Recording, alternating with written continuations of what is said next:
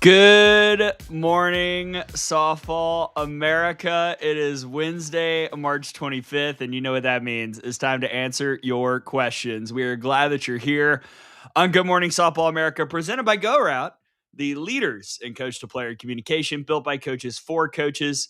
Go Route Diamond ensures that every pitch and play call you send is delivered clearly all season long. Visit www.goroute.com/shop/softball America and use discount code SA2026 to save $275 on your Go Route system. I assume that Tara has already put that link in the chat. If not, she will in moments. That is Tara Henry. I'm Gray Robertson. Hello, my lovely co-host. You are absolutely radiant today. It is great to see you. Good morning. Yes, the link. That was me scrambling to grab the link. Normally I have it teed up and ready to go, but it's been a busy morning. Excited to chat with you all. Let us know where you're tuning in from. Again, this is our Q&A episode. I saw some of you on Monday asking loads of questions, so I hope you brought those questions back today. I know we had some rather interesting comments on social that we can probably pull up. What do you mean? And if you've got questions, please go ahead and put them in the chat. And good morning, everybody. Yeah, just pop into the chat, say hello. Here's the structure of the show if you're new here. Start with your top 25 questions. We're going to talk about the top 25 first. And if you want to load up other questions as well, I'll go back in and look at that. Everything that we do until the last 12 minutes or so is dictated by you. And then we'll spend the last 12, 15 minutes talking about the series that are to come this weekend, which includes, by the way, UCLA, Nebraska. I will ask Tara Henry the same question I asked Tori Vidalis on the new Out of the Box episode about that series. Stay tuned for that. We will talk Florida, Arkansas, and all that jazz. And we can talk about anything else you want. Do you have a question about the Hannah Montana 20th anniversary special? I was just watching that while making the board. Brought back the memories from when I was 9 years old watching Disney Channel. Hannah Montana, That's the Raven, Sweet Life, Wizards of Waverly Place. It's just been a fun morning, and I'm excited to keep it up in the chat today. You didn't think you'd get that reference, did you, Tara? No, I didn't. And unfortunately, I don't have any questions, but if you guys do in the chat, please send them over to Gray. I don't know that I've watched any of those shows. I think it's past my time. I'm a little bit too old for you.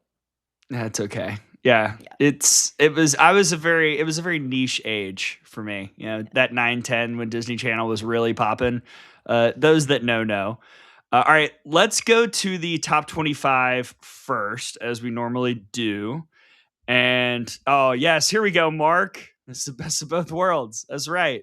The best of both worlds. We got a top 25 to talk about. And if you have bracketology questions, I have not started mine, but Brady's dropped this morning. So go check that out, and we can have a metric resume discussion as well. The top 25 looks like this. We'll start with the top 10. Texas at 1, Texas Tech at 2, Florida at 3, Tennessee at 4, Oklahoma at 5. 3 out of the 4 polls agreed with that top 5. Alabama 6, UCLA 7, Nebraska 8, Arkansas 9, Florida State 10. And then a couple risers. Stanford is back in. You had, let's see who else kind of went up significantly. Nobody really. LSU went up to 20 from 25.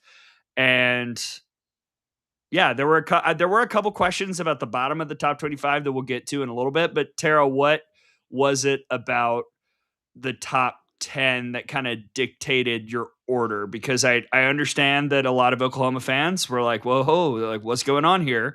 But what was it that kind of got you to the place where the top 5 looks all right to you? Because it pretty much mirrors what I put on my ballot. Yeah, I mean, when you take a look at, and listen, you guys, like, I think we're splitting hairs here with the 100%. top 5. So yes, are they in a certain order? Absolutely. And a lot of it has to do with what happened the week before. That Florida Tennessee matchup, I can't in my right mind leave Tennessee above Florida after they take 2 out of 3. And it just literally happened. If that was maybe 4 or 5 weeks ago, that jump is easy. But if you go head to head in a series and win the series, and I mean, Florida's resume, if you take a look at it, I know we had Tim on here earlier. They just basically proved all of the naysayers. They're saying, oh, is this offense going to be able to hit elite pitching? And they just proved that they could. At a clip that Coach Walton would like to be a little bit higher. Their batting average was under 100 this weekend, but sometimes that's what it means. So for me, to have Texas in the number 1 spot, cruising, they're on a 26 game win streak. Yeah.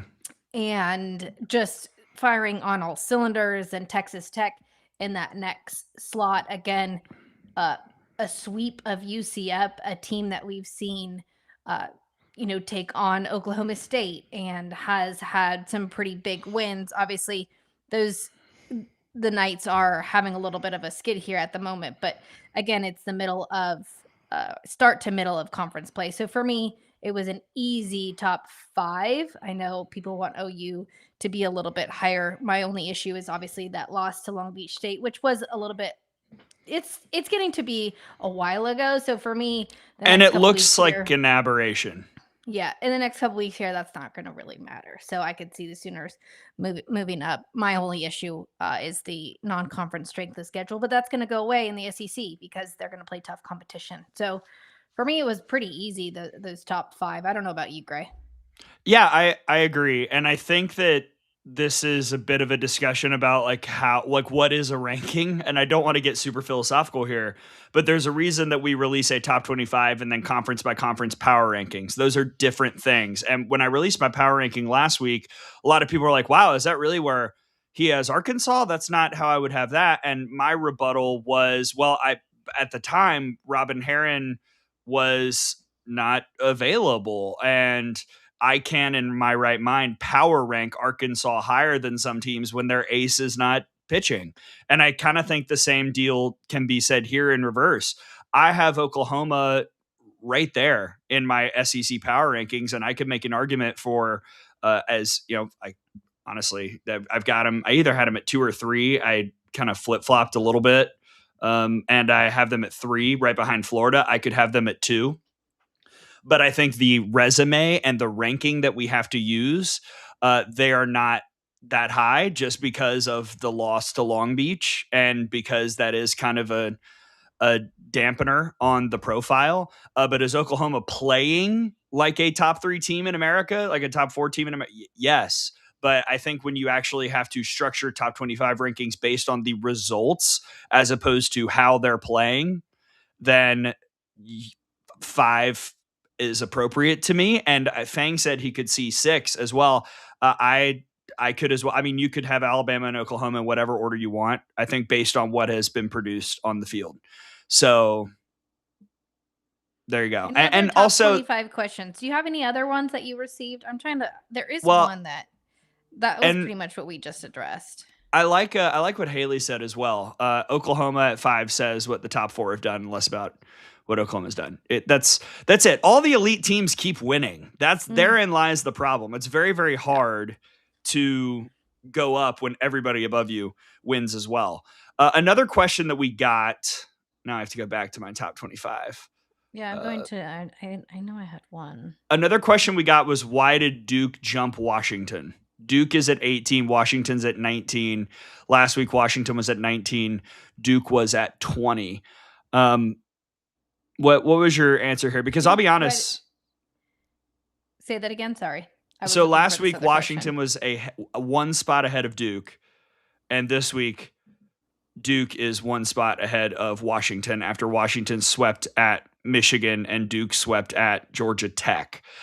I look at that and I kind of go, this seems to be just a product of vote averaging. And that's kind of how it is, because the difference between Washington and Duke didn't change in my ballot. They were both actually, I had Washington up a little bit more, a little closer to where Duke was this week. So that's kind of that's how Yeah, that I think was. I it's a think this is product just of averaging.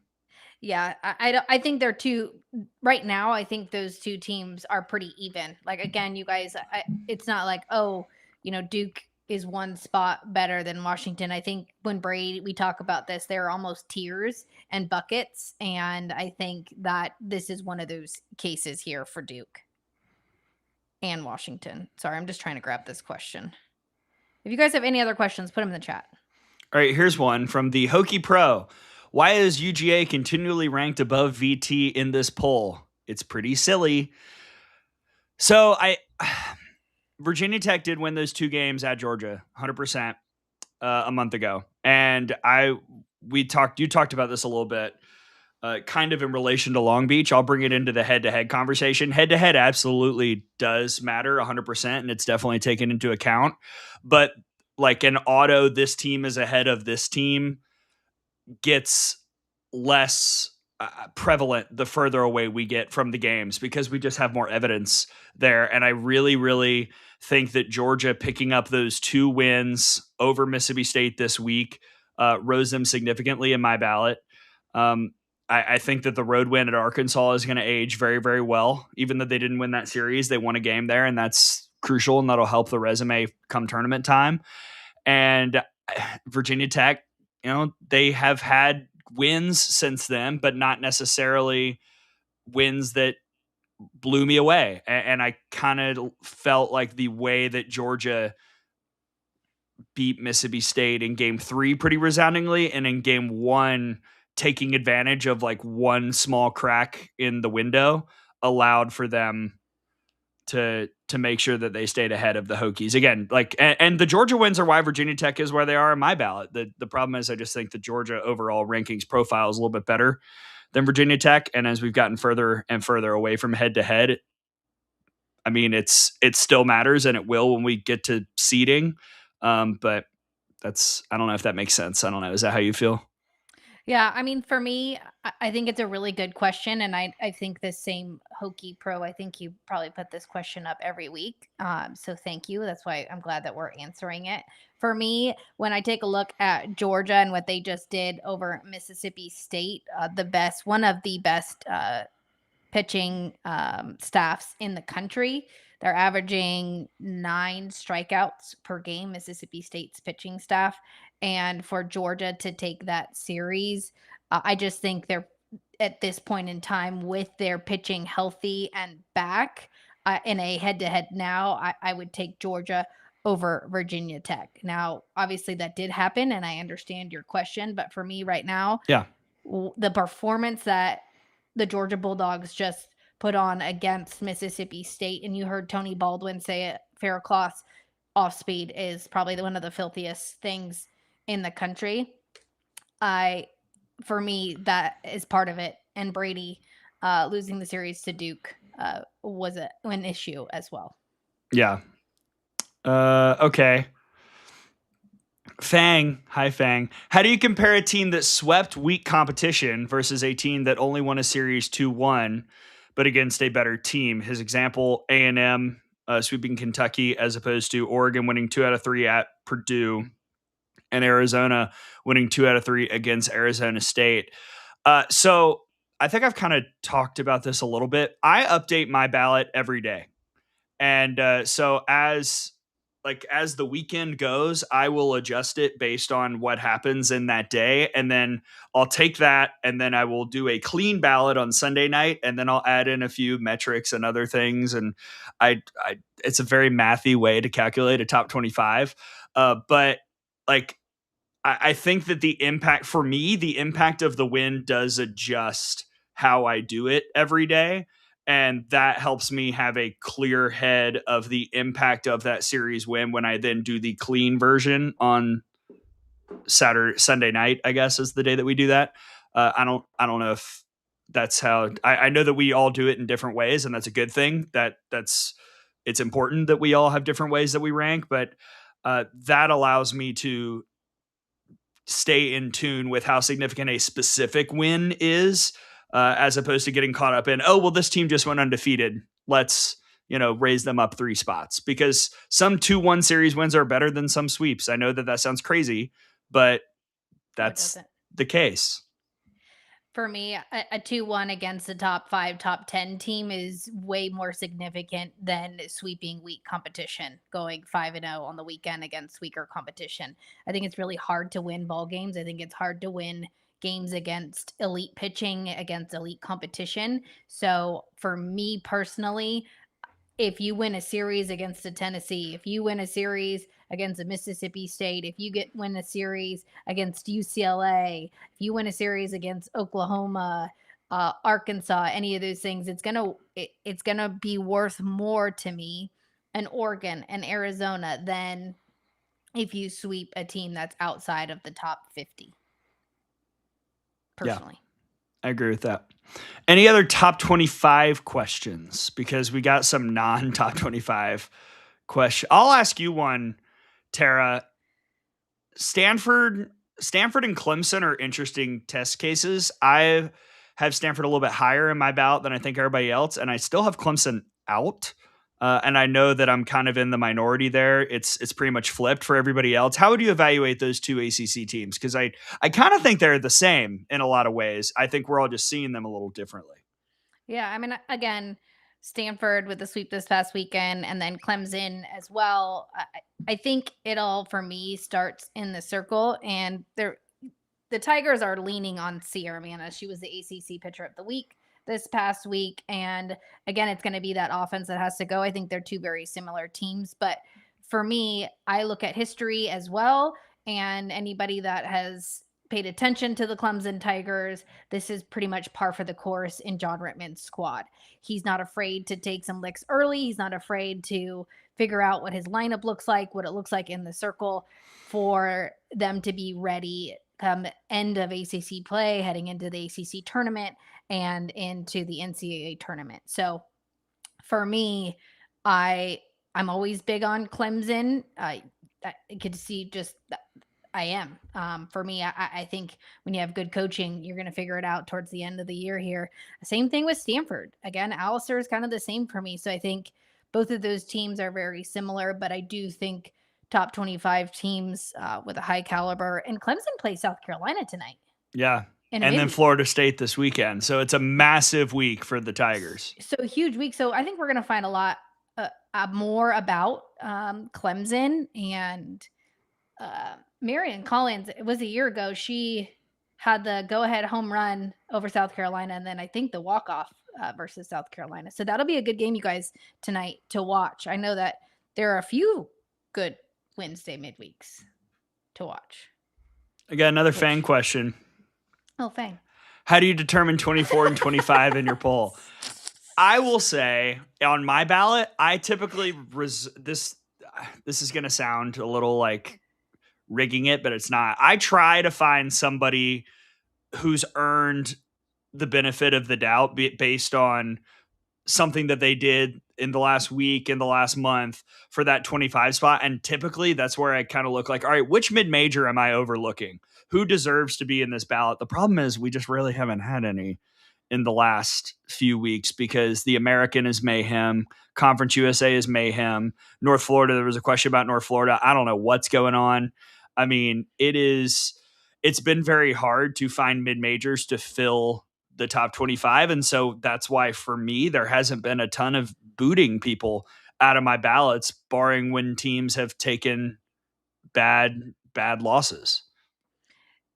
Yes. For me, if you're 23, 24, 25 and you lose a series or don't have a winning record, you're out for me.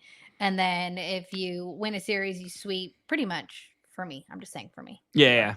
I would say normally yes, but then I had South Carolina back in this week for reasons. I'm looking at the ballot right now. And I agree with you on the mid majors. I think we're seeing a big kind of jump, other than GCU, who lost their second game against Arizona last night. So that 24-25 is actually pretty difficult for me. 1 through 8, 1 through 10 is pretty par for the course, easy. It's been easier. And then it gets a little bit hairy, I think 10 through or 11 through 25. They are just figuring out who had a good week, who didn't have a good week. But for 24 and 25, trying to find somebody that we can add into the pool that had a good week or back into the pool. Yeah, and one last one, and then we'll get to regular questions. Lane, who is frequently commenting, and we love it. Thank you for so much for watching, Lane. So one loss, and that is what sticks us about Oklahoma. Long Beach State, previous travel with issues going to Mesa, Arizona, bus to Tucson, then flying issues with Mary Nutter, long delay day one, etc. I wanted to specifically cite the first part. I'll put it back up. I'm sorry. Yes, when you've got teams that have one loss and two losses, oftentimes the sticking point in a top 25 ballot is one loss.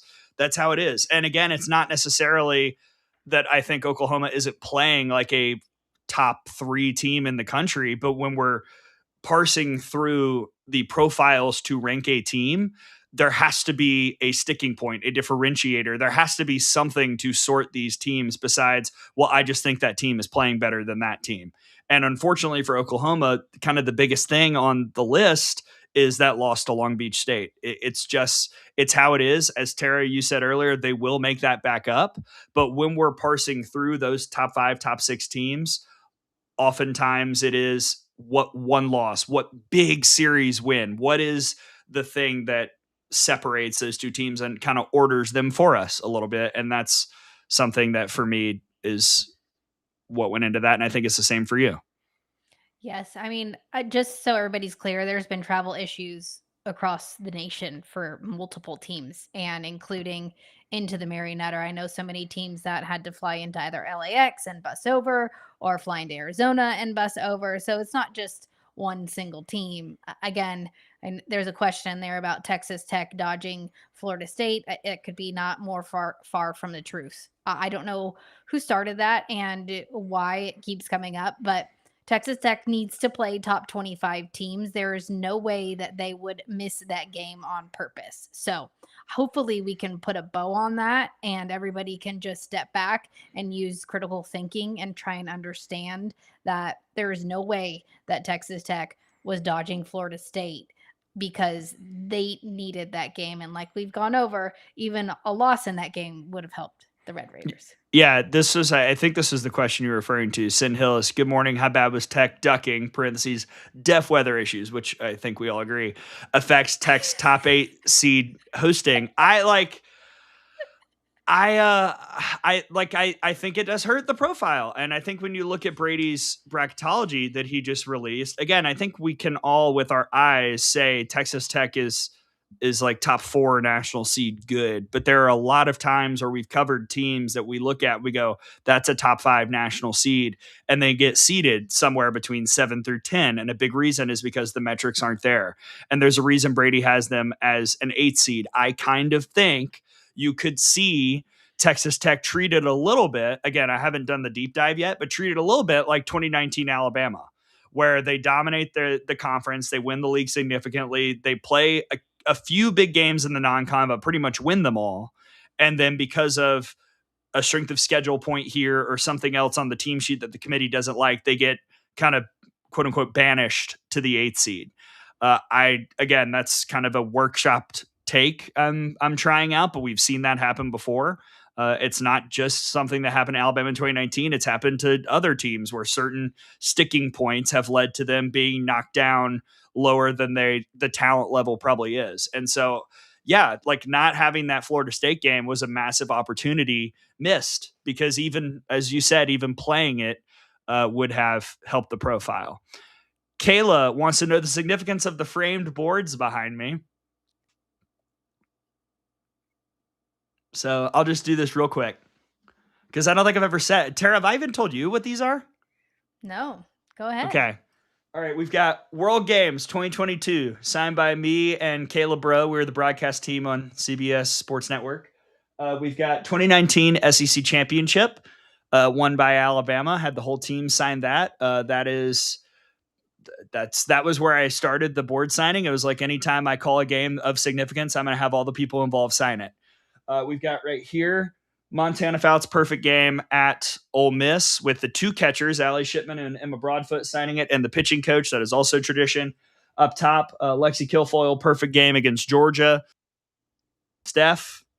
Oh, did I leave? I'm back with Allie Shipman and Steph, who signed it. Middle is the Montana World Series perfect game with Bailey Hempill and Steph. And then top left was the first year of the FGCL. We took a ragtag group of college kids, college all-stars, to take on the USSSA Pride. And I had that entire college team sign the board because that was a cool moment of significance. And they hung with the Pride. Shout out to Kenna Wilkie, best pitching performance of 2020. And I've got two more waiting in the queue. Caitlin Palazzi's perfect game is going to get boarded, as well as, I can't believe I'm saying this, Alabama baseball's no-hitter against Florida. That is also signed by Tyler Fay and John Lim, the catcher, and head coach Rob Vaughn. That will also be framed. I never thought I would have a baseball board framed, but that's what's happening. Amazing. Yes. So there you go. All right. Roach, 3608. Is North Florida good? Tara, what do you think? The last night's Florida State game got a little ugly. Also, shout out to Issa Torres, who, like, how does one get her out? I don't know. I mean, just set the tone, Issa Torres. I literally, my tweet, I was like, oh my goodness, like that ball I can't even speak about Issa Torres at the moment. She's just incredible to watch. I think North Florida had a lot of high ambitions heading into season, and we're seeing them trip up a little bit. I know Brady is a little disappointed, and he just answered the question in the chat that is North Florida a good team? And Brady's response is no. We've had multiple conversations about this. And Brady was really high on North Florida in the preseason, but it's okay. Brady's okay. Sometimes your predictions don't always come to fruition. I think that was more about Florida State's offense continuing to roll, and the Noles I think they're just in a really good spot right now. Thoughts on Oklahoma State? This is from Julie Howard. They have been kind of a roller coaster this year. Lots of ups and downs. Harder to find a more accurate representation of a roller coaster than perfect gaming BYU and then losing to BYU pretty sizably the next day. Yeah, Oklahoma State is a team I have had a hard time figuring out, because some days I'll watch them and I go, Kenny's got it. Like, this team has it.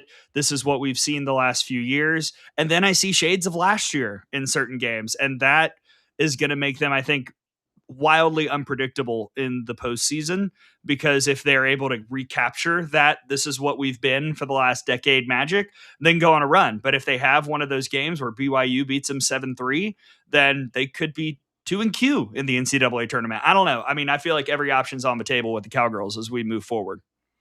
Yeah. And again, I hope you guys all have gone over to the website this morning. Obviously, we've got Bracketology up there, but then also the composite rankings are up on the site. And Jason has done a really nice job taking a look at the offense, pitching across the country. And I did take one note from Oklahoma State. Their home runs went up significantly from 23 to 32 this past weekend. So we're seeing a little bit of a push on the offensive end. But yes, a little bit of a roller coaster for the Cowgirls. When they're good, they're good. And when they're bad, they're bad. So again, I think it is another team that towards the end, if they can start playing well, putting everything together, they're a scary team to have in your regional. Jared O'Mara, 3510. How far do you think like a team like UCLA can go with their pitching woes this year? I mean, when you've got 100 home runs on the year, your offense, the only issue they're going to have is if the offense goes cold. Yeah. And so, which, do you foresee that with Megan and Jordan just doing their thing? I don't. No, and the freshman Brie Alejandre, what a week. Yes, she had 4 home runs last week. So when we talk about offense, it's if the bats tend to go cold, which can happen. And I think sometimes fans and even us ourselves as analysts forget that sometimes the offense just doesn't go, and you can just have a bad week collectively as a group. So if the offense goes cold at the wrong point of the season. I think they're going to have trouble. I think once you get into regional and super regional play, I think they're going to be okay depending on what that matchup looks like. But I think the offense is going to carry the Bruins through with just how they're playing. And hopefully you guys watched the interview with Megan and Jordan that Gray and I did a couple weeks ago. I just think they're playing with a lot of joy as well. So the only issue I would foresee is going through Big Ten play. They'll get to face some good pitching this weekend, so I think that'll be really important. But sometimes the pitching in the Big Ten, depending on who they're playing, would be an issue. But I think playing Nebraska this weekend is going to be really fun for the Bruins. All right, we're very behind on questions, so I had to. I know there's a lot. If you asked a question like 20 minutes ago, ask it again so it refreshes on, because I got to catch up to the chat. Julie, at the end of the year, does the eye test start to factor in more so? With Oklahoma in mind, the Long Beach State losses in February, if they go on a run with their SEC schedule come postseason rankings. I think for me, first off, are you asking rankings or asking seeding? That's my question, because every year the eye test, the amount of eye tests that is utilized is different. And we've seen some years where Oklahoma's profile was not a 1 seed and they got the 1 seed because the committee was like, but watch them. That's the best team in the country. And no qualms from me. I think that that's accurate. And I think the committee should have more softball people on there who use the eye test more. I think watching games and understanding what you're watching as opposed to looking at a sheet of paper and going, oh, but look at this, strength of schedule, blah, blah, blah. That obviously means blah, blah, blah. Like, I think that eye test should be utilized more. I don't have to agree with how somebody else evaluates a game, but I would prefer that softball people who know what they're watching are more involved in the process as opposed to administrators who are kind of functioning as mathematicians in the seeding process. That's just my take. I think with Oklahoma in particular, the better you play, like, again, the early season loss, it's still March. So it still factors in a lot for us when we're ranking teams. I think that the committee has shown that early season wins are much more crucial to how teams are seeded than early season losses. And, last year we saw a lot more emphasis put on how you finished. And we've seen that start to be viewed more favorably the last few years. So I think not only eye test, but if you go on a run in your conference schedule, more so than 6 years ago, 5 years ago, you're going to get a bump from that. So Oklahoma will be fine. Yeah. And how many top 25 wins does Oklahoma have at the moment? Give me 2 seconds. I don't have the RPI up. Yeah, neither do I. Just was asking Brady. I think Fang put it in there earlier. For me, when you take a look, and if you're actually watching games, which I do think the committee last year did a pretty good job. I agree. Of the seeding. So hopefully they continue to watch games. And I agree with you. I think you're getting a bump up more towards the end of the season as you're starting to play better rather than in, a pre-conference loss. So there we go. Oklahoma has 10 RPI top 25 wins. It's a good amount. Yeah. Yeah. Thank you, Fang. So the Sooners are fine. I don't know. Nobody's worried about the Sooners. I'm not. Mm-hmm. Megan, I see you asking about OU Texas. We're going to hold off on that because they don't play this weekend. But we will do a deep dive on OU Texas when that eventually comes about. Okay, we'll talk about Brady's bracketology real quick. OPL, looking at the bracketology, I do not want Arizona State coming to Norman, although it would be great game or games. Yeah, Brady has OU as the 3 seed in his current iteration of the bracketology with Arizona State there. I'm curious, do you have it up, Tara? The bracketology? I have it up now, yep. Okay, is there any, again, early doors, we have a lot to go off of, but when you look at the list, was there any regional that you looked at and went, okay, that looks fun, that could be interesting, a little upsetty?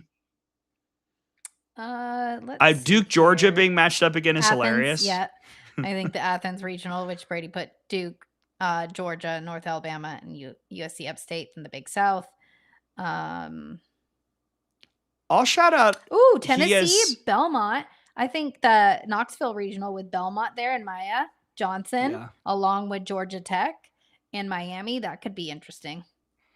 How about LSU as the 2 seed at Virginia Tech? I know LSU's been kind of all over the map, and Nick Torino was up in here earlier, Oh but yes, wait. I was gonna put that comment up. oh, hold on, I'll find it. I got it. Questions are done for now because it's gonna take me a year to get back down there.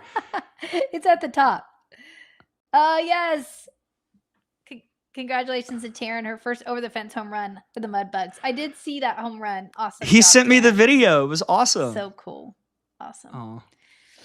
Yeah, that could get a little spicy there if that was to happen. So if you guys don't have the bracket up, it's up on the site on3.com/softball. First bracketology of the year. Any questions, send them on over to the Brady Vernon as well on the discussion board. Oh, I've caught up now. Okay, what other questions do people have? Ask us anything about what we've seen already. Now I guess I can go back and see what we missed earlier. There's a lot of questions that we missed. Yeah, somebody asked about Maya Johnson hitting 1,000 strikeouts. Fantastic. Yeah. Go on, Maya. The tweet that Brady sent, I was calling baseball. It was between innings, and I looked down, and Brady tweeted his 77 strikeout to 12 hit ratio by Maya Johnson in conference play, and I told the whole booth, I was like, people, listen to what Maya Johnson is doing at Belmont right now. Just unbelievable. Yeah, here we go. Ryan's World. Johnson going over 1,000 Ks last night. Yes. So sick. Congratulations, Maya. Let's see. How do you feel about FSU so far? And a lot of people feel like we shouldn't be number 10. I mean, Issa's cooking. Yeah, I mean, I think it's an interesting mix, obviously, of veterans and some youngins. It's all about how the rookies play when the lights are bright. But again, I think when you've got a dynamic leadoff hitter in Issa Torres, you got Jasoni Beecham. Danley hit one out. Oppo, I think, last night. That just so many tools, so many weapons. Again, I think FSU, with the way Lonnie manages her pitching staff, I think is also very interesting because opposing hitters don't get as many at bats off of their pitchers, and I think that also pays off as you get towards the end of conference play and then into the postseason. And so hitters don't have as many looks against Florida State pitchers. Yeah, I will say I do need to see a little bit more from the Florida State pitching staff because they have been. Syracuse series was a nice kind of palate cleanser. Jazzy threw well, Bella threw well, but the Coastal series is still kind of seared in my brain where I want to see them this weekend against Clemson really make sure that they're all squared away because I think that pitching staff is really good. They just haven't pitched well in the last few weeks, and I think they're getting back, but I don't know. Real quick, Golfing Librarian, is there a better leadoff hitter than Issa Torres? I'm not falling into a trap. I've seen all of you debating on Twitter, and I just want to say not everything is a life or death knockdown, drag out battle on social media. We don't have to cuss each other out about questions like this. Both sides, everyone, let's all agree that Issa Torres and Cassie Pickering are both excellent and both different types of leadoff for different offenses. I missed this. You missed this? Oh my gosh, yeah. People were all over this question. And who's a better leadoff, Issa Torres or Cassie Pickering? They're both so different in what they do as leadoffs because of the types of offenses that they run. And so for Oklahoma's offense, who's the better leadoff? I think it's Cassidy Pickering. For Florida State's offense, you want a table setter? The answer is Issa Torres. It's okay. I would take both. Yeah. If they were on the same team, I'm probably going Issa leadoff Cassidy in the 2 because I want Issa to table set so Cassidy can drive her in. But they both do great stuff. Yeah, I can't believe I missed all this. Dang. Oh yeah. Oh well. Look, Fang is how did you miss the drama? I kind of missed a lot of the drama this week. I was totally way late to the whole wave thing as well. Oh, well, all right. Now I got a Wavegate Fang wants to know about Wavegate. Uh, I would direct you to my 20-minute conversation with Tom and Tori Vidalis about Wavegate on the Out of the Box podcast. Oh, wait, you guys had that? Yeah, we talked about it. Okay. I don't want to rehash. Oh, you don't want to. Oh. I mean, I think that like let the college kids be kids, and the part where I bump up against is when coaches start doing it too. Listen, I don't personally love it. I don't. But also, like, if that's how a player wants to play, this day and age, you just kind of have to let him. Let him do I don't love it, but like, listen, if you're gonna talk smack, you better be able to back it up. And like, hey, the bat's getting thrown up into the air, or just like dropping the bat and after a home run is pretty much the same thing to me. Again, I don't love it, but also it's making for some great TV and everybody's talking about it. So if it brings more people to the sport, hey, I agree with you on the coaching part. I'm not a huge fan of the coaches going. Be the adults. Again, you don't know what's happening. You don't know how much chatter. Like, I think also listen to yours, and then also listen to Trisha Ford. Like when we asked her earlier this week on the podcast, I think the same type of deal. Like, she loves it. And like, listen, if you're going to dish it out, you got to be able to take it. Yeah. I will say the one part I will bring here is, again, I called baseball this weekend and I saw a very chippy series with, bat laydowns in front of the catcher and jawing and all that. And I saw the social media reaction to that. And Florida fans were upset. But you know what all the other baseball people were saying? Dadgum, what a stone cold move. What a beast, blah, blah, blah. And then you get this in softball and everybody's like, how disrespectful, how rude. Like, and I just think that there is a little bit of a double standard in the way that I don't know if I'm allowed to cuss on this show, the BA-ness of stuff that is done is accepted by the sports world. And I think like if it's okay in baseball, it should be okay in softball. And if it's not okay in baseball, it should not be okay in softball and vice versa. Yeah. I mean, listen, like if it was a male doing it, or like you said, a baseball player, or are we having the same discussion? Maybe, but is it as heightened? Is there a huge spotlight on it? I don't think as much. So, yeah, I mean, it's just adding some more excitement and some storylines to the games. Hopefully it makes more people tune in. Julie Howard. We got a lot of questions from Julie. Thanks for cranking. What number home run does Kendall Wells reach? Give me your guesses. Was she at 25? She's at 25. I want to go ahead and issue a quick RIP to the SEC single season record held by Bailey Hemphill and Mia Davidson from both 2019, which is 26. That record will be smashed probably by this time next week. And I think Kendall Wells finishes with, she's at 25. I think she finishes with, what's the single season? 36? Is that the single season record? I think so. 36 or 37. I'm going to give her 37. Whew. You think she's going to beat it?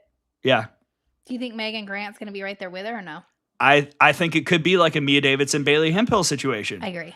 Everyone talks about Bailey setting the record, and then it was Mia Davidson who kind of slid in at the last minute with a home run in regionals to tie it at 26. Like I think you could have Kendall Wells with 37 and like Megan Grant and Jordan Woolery with 35, 34. Like could be right on the heels. You could have multiple people beating those records this year. Yeah. Again, it's 37, right? The record. Everyone's saying so the record's 37. All right, 37. I'll give Kendall Wells 38. Laura Espinoza, 37. I don't know why I thought it was 36. It's 37. Whatever the record is, Kendall Wells will get one more. Yeah. Probably hit it in the World Series. So you think she's going to get 38? Yeah, we'll go with that.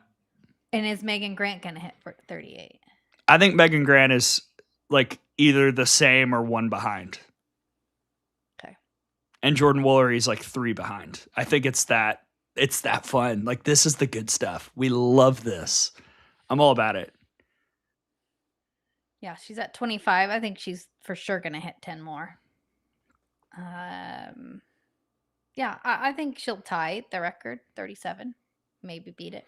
Now, and this is a good point by Mark. Every pitcher from now until the end of the season is going to pitch Kendall Wells low and away until she proves she can lay off it or hit it. And that was, I think, the most like one of the main takeaways I had from Monday's game, Ole Miss Oklahoma, was how Kyra Aycock kept throwing the same thing to Kendall Wells and it kept working. And the one mistake she had while trying to do that, Kendall Wells hit it to space. But yeah, that's, hello freshman. You're going to have to adjust your game in college. I'm sure she'll be fine. She will be able to do that fairly quickly. And if teams continue to hammer that, eventually she will adjust to that. And then they'll have to find another tiny weakness in that six swing. Okay, couple things here. You guys, they have to be able to throw it there, number one, right? Which not everybody can do. And number two, you're talking about Kendall Wells, who already has 25 home runs and a lot of at-bats in her career. I can promise you she's going to be okay. Yeah. I've seen her. It'll be fine. She knows how to make adjustments, is all I'm going to say. Yeah. It was the first time where I watched at bats and I was like, oh, that's interesting. Like a plan is working against Kendall Wells. But what does Oklahoma do better than anybody? Kendall Wells is going to get it. Our girl Cheyenne, who did the adjectives earlier, too early Cheyenne. Power Good 4 morning. Awards. Too early. I don't have that as in my brain yet. Yeah, I think we're doing midseason boxies in 2 weeks. I think SEC Pitcher of the Year is really interesting because Carlin Pickens conference play ERA, because keep in mind, everyone, at least for the SEC, and I'm pretty sure it's all across the board, it's the conference play stats that dictate all conference teams and awards. And Carlin Pickens' conference play ERA is north of 3, and she missed some time due to injury. So I'm not saying that she's out of it, but Carlin Pickens is not the front runner right now, which opens the door for a Tegan Kavan, a Keegan Rothrock, a Jocelyn Brisky, and Audrey Lowry. That ERA is still a little high, but she's got the 4 wins, and wins are another one of those sexy stats that the voting is done on. And I think that Pitcher of the Year could be really interesting because you come in and you go, it's Carlin Pickens, and I don't think it's currently Carlin Pickens in the lead right now, although she can certainly make up the ground. Yeah, I mean, again, we're midway through, if not, midway through SEC play. A lot of teams are playing their 3rd or 4th weekend this weekend. Also, different schedules too. Like, is it front loaded or back loaded in the SEC on what teams you're playing? So, again, it's too early for me personally. Gray, you can go out and throw something if you want, but. No, I don't have also, especially since a lot of the conference sites, it's a little harder to find conference only stats. I know the SEC finally put theirs up, but the ERAs are wrong. If you go and look, it said Brisky had like a 2.4. That's incorrect. It was a 1.6. It says Sage Marjetko has like a 1.6. Incorrect. It's a 1.14. We gotta get better. Yeah. And again, the stat issue, we haven't even talked about that. Stat issues are rampant, and we need the NCAA to help out all these teams and conferences and SIDs to make sure that we're all on the same page, because otherwise there will be disputes, and that'll impact stuff like awards and All-Americans and all that jazz. Should we write a letter? Maybe we can get everybody who's been fighting on social to talk to the NCAA about that in the stats.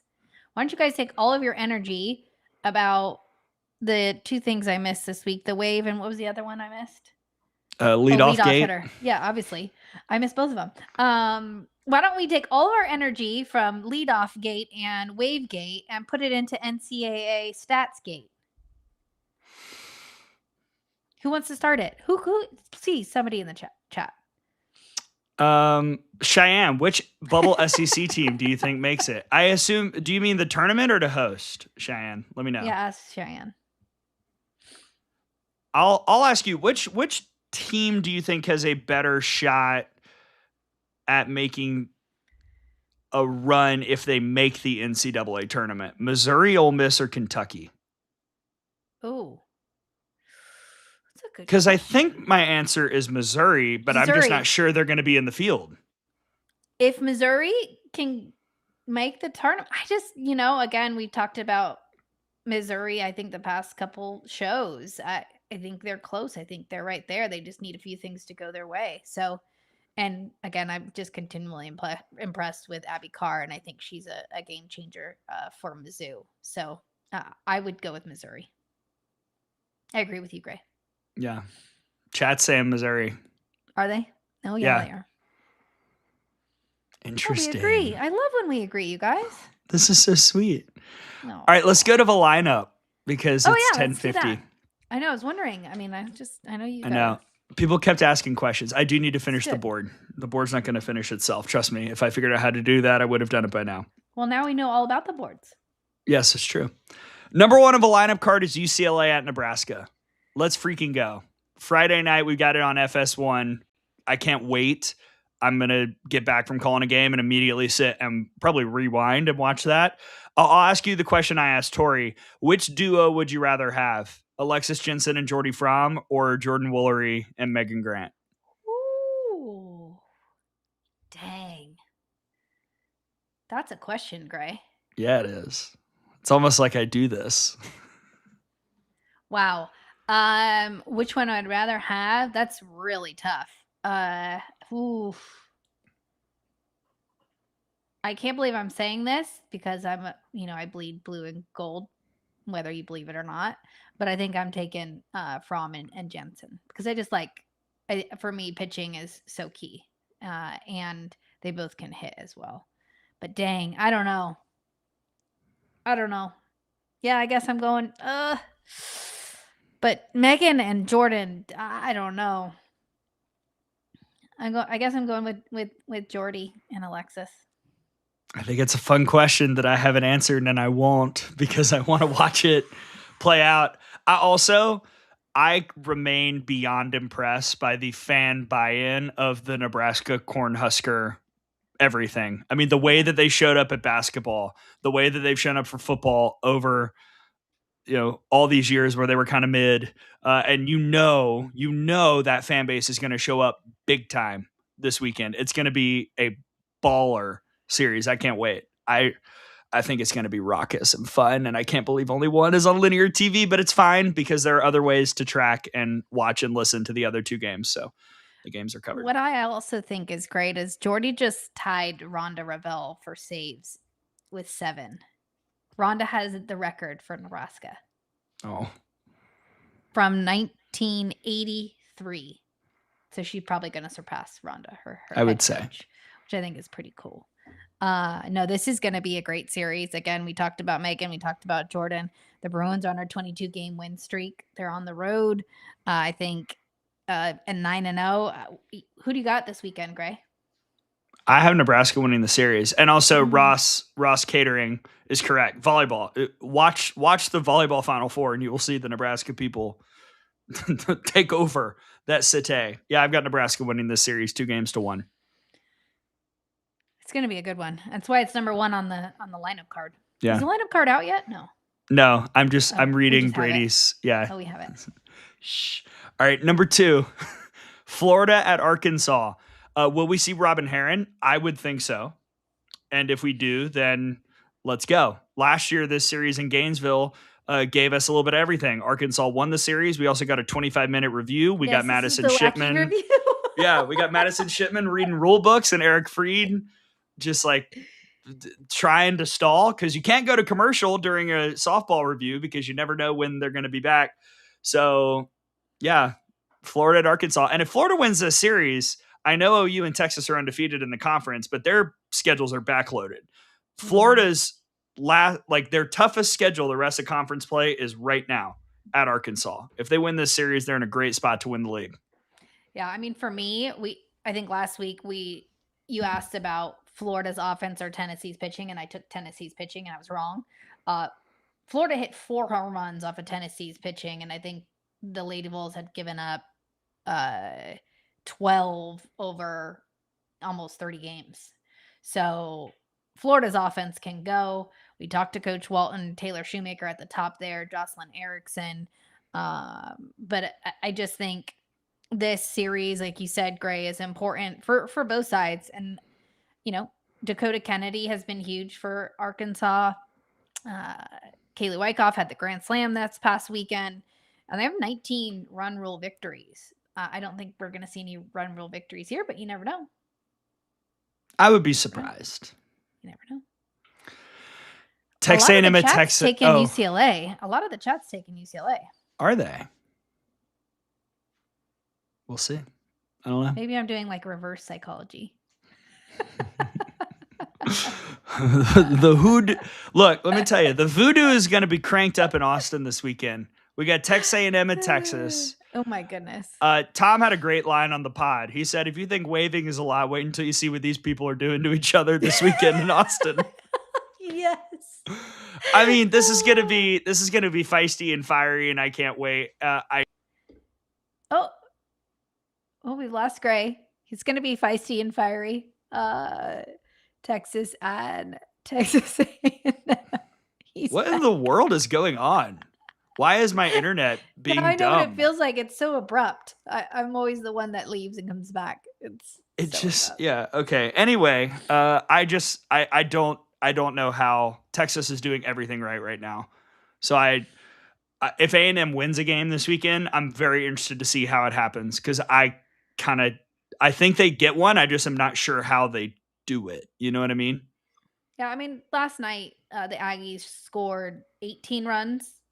Their offense on Sam Houston. I think that was like a little warm up heading into the weekend. But I mean, the key is going to be obviously Maya Perez, but I think Michaela Work to me has been really impressive. She leads the whole team in RBIs with 40. So, but it starts in the circle with Sydney Lessentine and Sydney Peters. Those two are really going to have to, to the rubber there for the Aggies to get a win there. Hannah Wells, I know we talk about her a lot, but freshman of the week, co-freshman of the week, I believe, and just really impressive on both sides, and hit 500 last weekend and had a 1.75 ERA. So, yeah. But yeah, it's gonna get spicy. I mean, there's spice all up and down the lineup card this weekend, people. Florida State at Clemson. I know, Florida State. We're gonna mow through Florida State at Clemson. Hey, show us who you are a little bit, Clemson, because I could make the argument Clemson's like one of the 3 toughest teams in the country to figure out. And this week with South Carolina tonight and Florida State this weekend, we talked about a little bit earlier. It's a great show us who you are kind of week for the Tigers, I think. Yeah, agree. I mean, we talked about it, and my thoughts on Clemson. And again, I think this is the turning point of the season for the Tigers if they can, start and continue to play some good ball. Yeah. Stanford at Duke, the battle of the SATs and a super regional rematch from a few years ago. And Duke's been playing better, and Stanford has also been one of those teams that's very tough to figure out. So Duke is quietly still in the hosting conversation as well. And this would be a helpful weekend for them. I know. Remember when, I think it was 4 weeks ago, Duke was what we were at. They were in the 80s, 70s. Yeah. In terms of it looked RPI. dire. Oof. But again, I been really impressed with Cassidy Curd, Amina Vega, Deanna Jennings, those two just leading the offense. Oakland, Jones, and they had some other offensive production from up and down the lineup this past weekend. So I think that's a good sign. Jayla Stafford and Adeline Matthew with those solo shots. So it's a good sign for Duke's offense to not just be, top heavy there. So again, good one. Zoe Prostaico for Stanford. Again, impressed with her in her sophomore season. And can Taryn Kern do what she did last week? I think she was 7 for 9 or something. Yeah. 6 on the lineup card is Oklahoma at LSU. We haven't talked about one aspect of Oklahoma's sweep over Ole Miss, and I'll talk about it now. Oklahoma's offense is impressive. But for me, that's not the interesting piece about the team, or what I know they're good. And so when they hit a bunch of home runs, it's like, yes, they hit a bunch of home runs. Awesome. What I loved about the way the Ole Miss series went was how the pitching staff performed.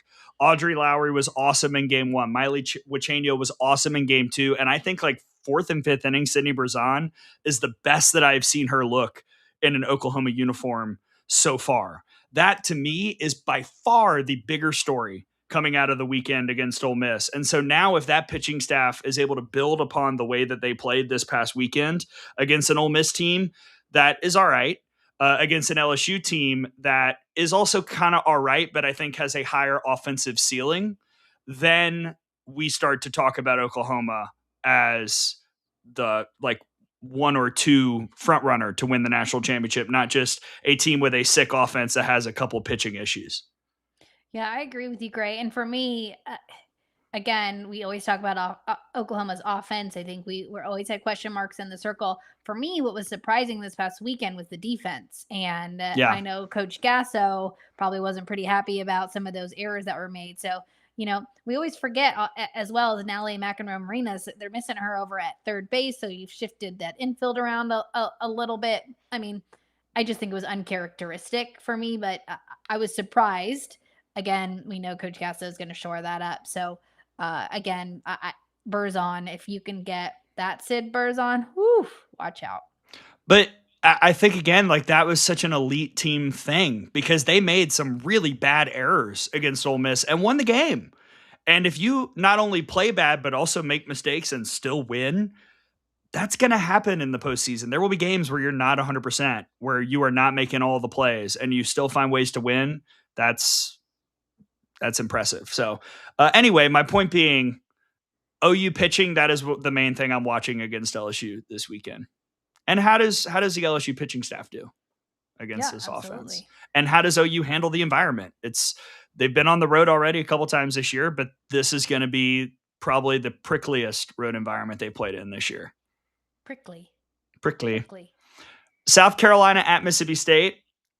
This is a bounce back series for both teams. Both teams need it. This is Saturday, Sunday, Monday. So Samantha Ricketts will be mic'd up on SC Network cool. Next Monday. And yeah, I think this is a big opportunity for Mississippi State in particular. They need to have a good weekend. Yes, and again, we talk a lot about Tennessee's pitching staff, and again, I think Mississippi State's pitching staff, to me, if you head on over to the site, I keep saying that, and look at the composite rankings, you can see how impressive Mississippi State has been in the circle. And again, I think if you had a couple more bats on that side, probably get some more wins. But for South Carolina, I think figuring out what the pitching by committee plan looks like and getting that offense to go is going to be really, really key against a pitching staff that you heard Tony Baldwin say himself is probably one of the best they've faced all year long. 8th spot, Baylor at Arizona. Ooh. I mean, Arizona kicked Grand Canyon's tail last night. I know there was a little cosmetic scoreboarding done at the end to make it score-wise look a little closer than it was. Arizona was the better team by far. I mean, Serenity's slap home run just makes my heart warm. Did your soul leave your body for a second there when that happened? Oh, it was so much joy. That was incredible. Yeah. I mean, so quick to that. I'm like, oh, is that thing going out? Oh, yeah, it is. That was, for me, that was just icing on the cake for Tuesday. Yeah. I mean, it's late here on the East Coast. I want to see how Baylor responds after Texas just kicked their teeth in last week as well. Yeah. Yeah. Again, I think we're dealing with a Texas team that is firing on all cylinders and can do so many things and has so many weapons. So I agree with you, Gray. I think we'll see what Baylor's got, and a good series for both of those teams in the Big 12, which we talked about. Behind Texas Tech, there's going to be a little bit of a battle there. 9 spot, Arizona State at North Carolina. What a funky little non-conference bye week this is. What's the over under 26.5 total runs in game one? The best part is I was like, is this conference? Wait, Arizona State's going. I was like, wait, the ACC, it's just so tricky. I was like, as I'm looking at the lineup, I'm like, oh, Tara, that's not conference play, but it could be in 3 years. You never know, right? Hey, things they be changing. I'm like, what are they doing? What a road trip. Gray's having some issues. What in the? Today I'm about to call the building people and say, hey, I'm gonna wag my finger. Anyway. Okay. All right. 10 spot is Marshall at Texas State. Sunbelt race is fun, man. Yeah.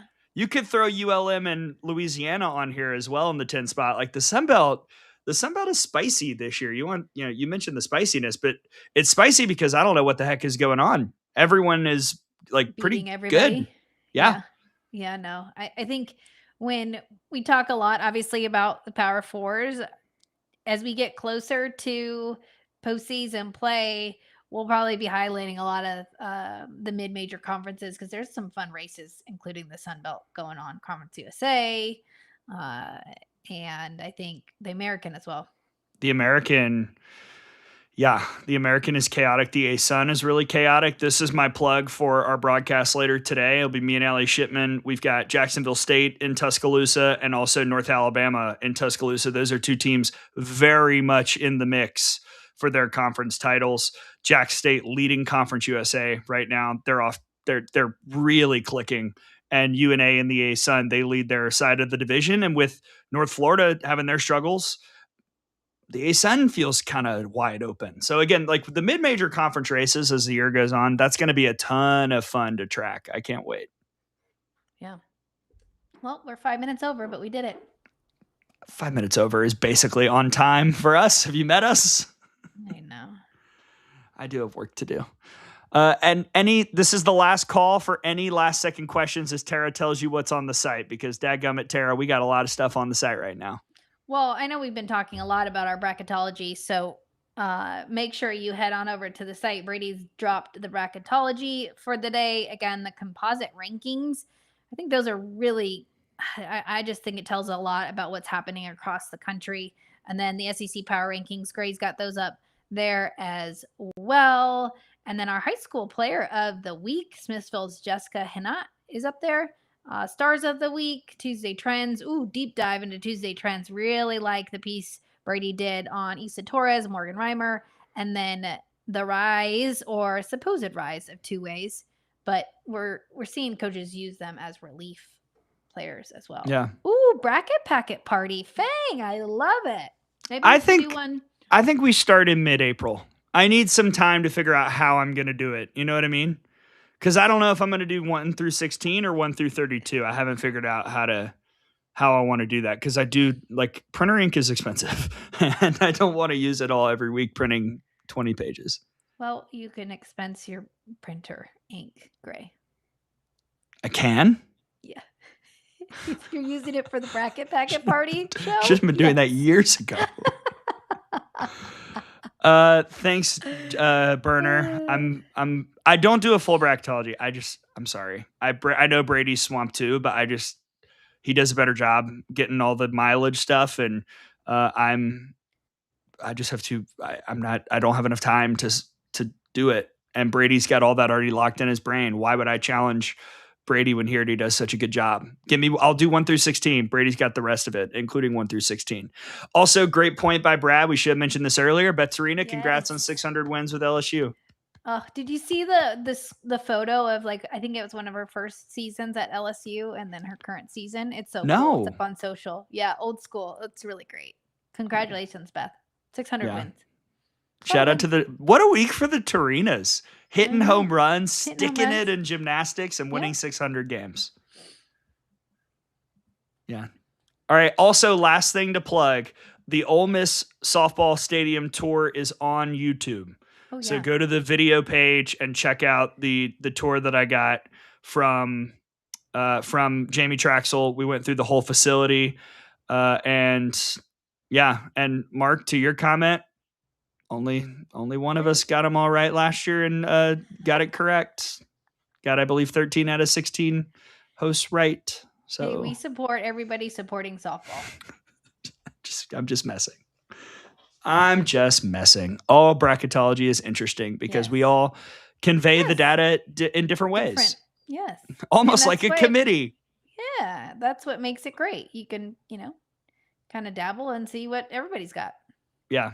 I mean, and you know what? Fang is the guy that does that. Fang spreadsheet, he charts it all.